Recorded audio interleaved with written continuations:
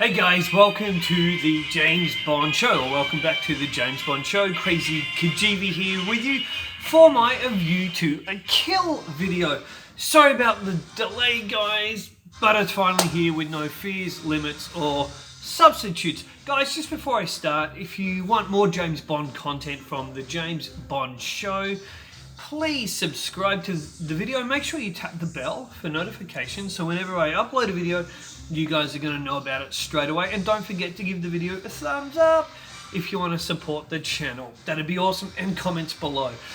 Okay guys, so A View to a Kill. $30 million budget in 1985 for a $152 million profit. Oh, and as you can see, I'm dressed for the occasion today.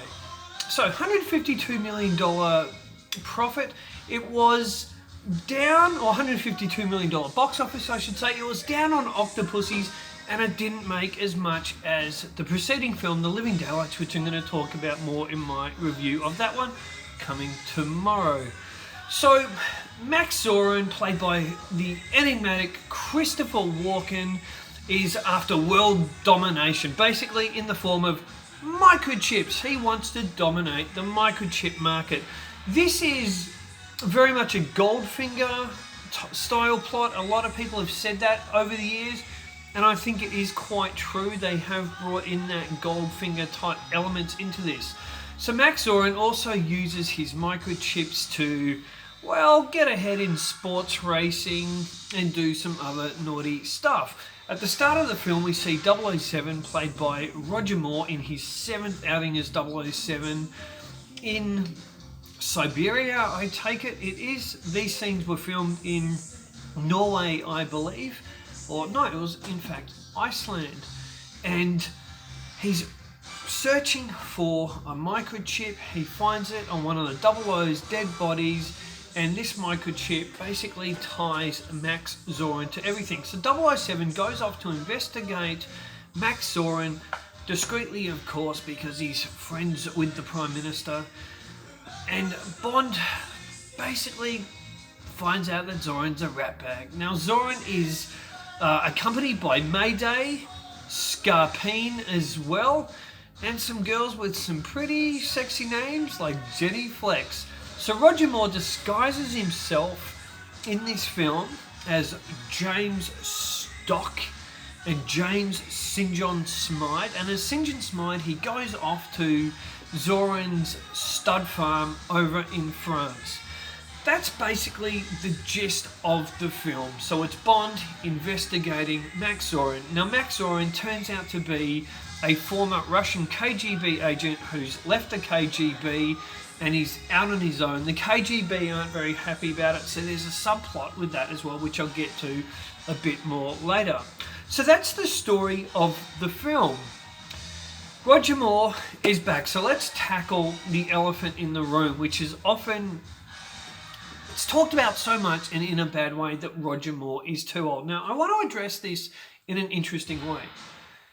So hear me out. Roger Moore, guys, isn't too old in this film. 57's not too old to be making films. But Roger Moore, his looks and his shape, is too old for this film. So if you have a look at Tom Cruise in the Mission Impossible series, Tom Cruise is, I believe, 57 now. Have a look at him. The guy is incredible. That's not just something he's born with. Sure, he's got good genetics and whatnot, but so did Roger Moore. Remember how incredible Roger Moore looked at 46 in Live and Let Die. But Roger Moore also liked a cigar. He liked a few drinks. He liked the good life.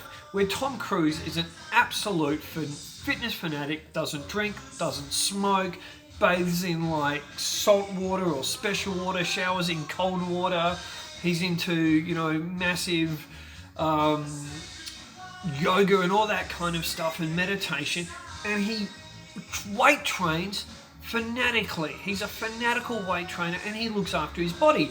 So could Roger Moore have done those things and been better suited for the character? Of course, but he didn't, and a lot of people and a lot of actors don't, and that's why Tom Cruise is considered a freak. Now, So is Roger Moore looking too old as Bond in this film? Absolutely. And it doesn't matter, guys, how much you love this film. He's too past it now to be playing a 35-something-year-old British Secret Service agent. Now, of course, each Bond actor ages and they still play. They don't just duck out after their first 1 or 2 films, unless you're George Lazenby or Timothy Dalton, which was not Dalton's fault, really.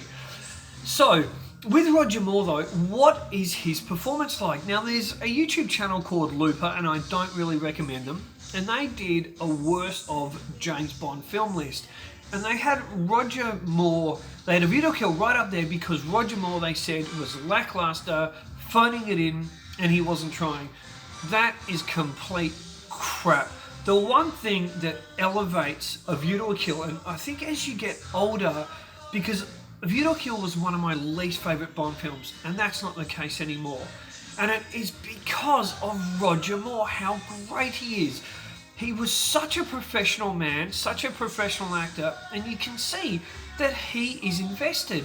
And in this film, Roger Moore as James Bond is actually a spy. And that's why I think the film, especially as we get older, the film in a maturity level holds up and it holds water because Roger Moore is so professional, he's entertaining, but you can see he's invested. So when you see the scene with where he's meeting Aubergine at the Eiffel Tower, he's so serious, he's so business, and he keeps that up. And I love his disguises. So St. John Smythe.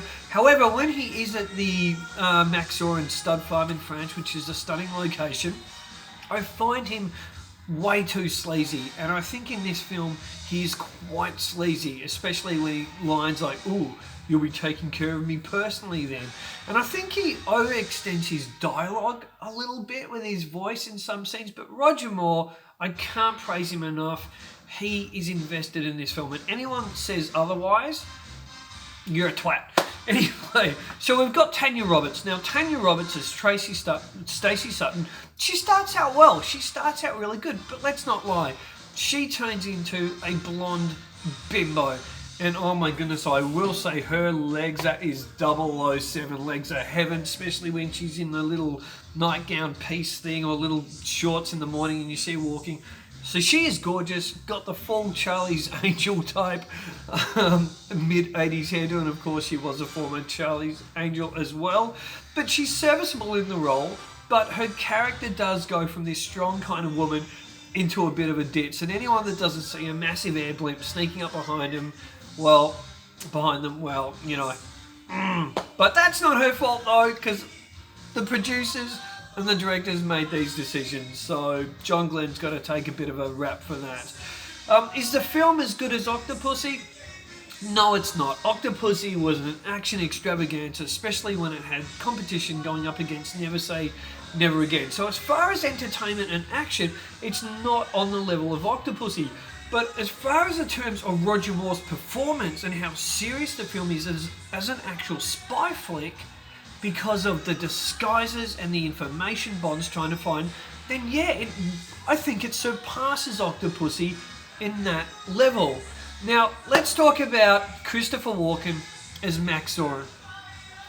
He is a pleasure. He is an absolute guilty pleasure. He's maniacal, he's crazy. People actually complained, people that were taking their children to see it, complained about the machine gun scene where he and Scarpine just shoots pretty much everyone, even not caring about Mayday or Jenny, etc. He was just laying into them. But it's done with a sadistic bit of fun, you know. He's just laughing his head off as he's shooting them. The scene in the San Diego office where he shoots the gentleman in there, and that means you would have to be dead. Wow, I mean, that's cold. And if you have a look at Roger Moore there as well, Roger Moore is so on point, and they've got a great chemistry when they're working together. A lot of people say, imagine if Timothy Dalton did A View to a Kill, if this was his first film, and yeah, look, those two, wow, that would have been a really interesting mix. And of course, you would have had a younger Dalton there, 2 years younger than the Living Daylights, obviously, and I think they would have just been a great clash. But Roger Moore and Christopher Walken still work very well together. Now, Grace Jones, who was a big star at the time, she's in this film as Mayday. A lot of people talk about the awkward sex scene with Roger Moore. We don't really get to see enough there, but when they get into bed together, yeah, it is awkward. But I think it needs to be awkward. He is an older man, and she's a psycho. And she's on top of him, and she's taking control.